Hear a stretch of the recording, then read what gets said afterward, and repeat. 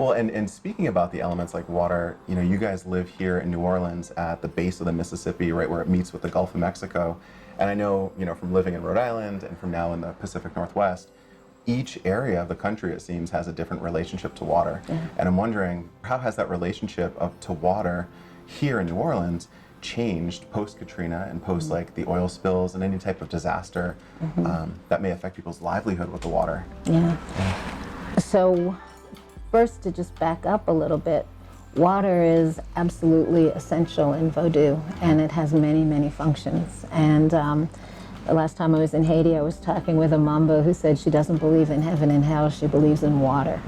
So water is that invisible ocean that's within and beyond and buoys everything and is the reality beyond the surface. When we're born, it's felt that the mirrored surface of the water reflects our souls to us. When you die, your soul returns into the water and swims there, and the loa, the spirits, come out of that water. Our ancestors are in that water. It's the sap in trees, it's the life force itself. Our psyches are made of water, and really in Vodou practice and in ceremonies, the psyche's really active. You're swimming in there. And so water is really essential. It's spirit itself, and it's reality. It's the totality of reality. It's just like in quantum physics, there's talk about how physical matter is not so solid as it looks on the surface, and it's flows of energy. So that's how we see spiritual water in Vodou. In Louisiana, of course, we're surrounded by swamp. Our land is very tenuous. It's not all that solid. I've been really fascinated that here we're perilously close at every moment to being inundated with water. We have to pump it out of our city when it rains, and we all know what happened with Katrina and post-Katrina with other storms and storm surges. Interestingly, they used to categorize storms based on the wind velocity. Now it's about the water surge that's leading the storm. That's what's really dangerous.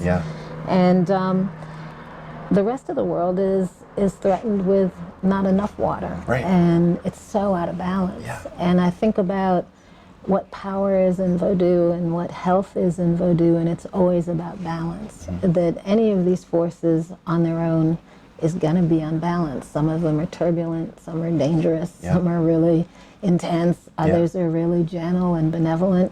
Of course, water can go either way. It can be ice or fog. And it's not that any of that is bad. It's all God's life force, but keeping it in balance, and we as humans are way out of balance with our world. We've done terrible things, and I think the statistics are that within 100 years, not necessarily that it's going to take 100 years, but sometime in this next generation, New Orleans will be underwater, as will all of the coastal cities in the world. New Orleans is the canary in the coal mine.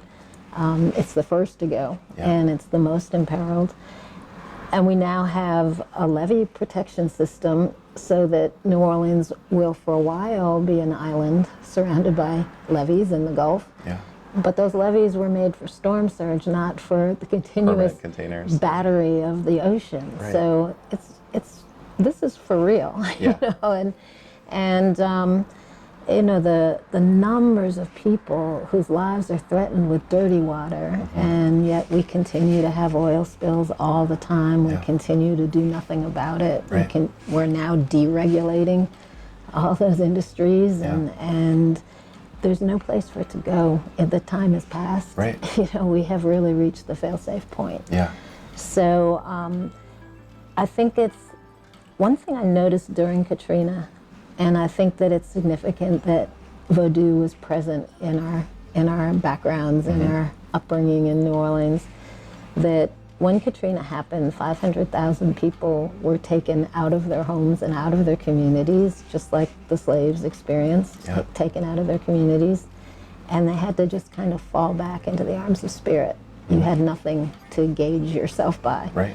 And I think Vodou gave us the resiliency and the creativity and the courage to reimagine ourselves and rebuild and recreate our city.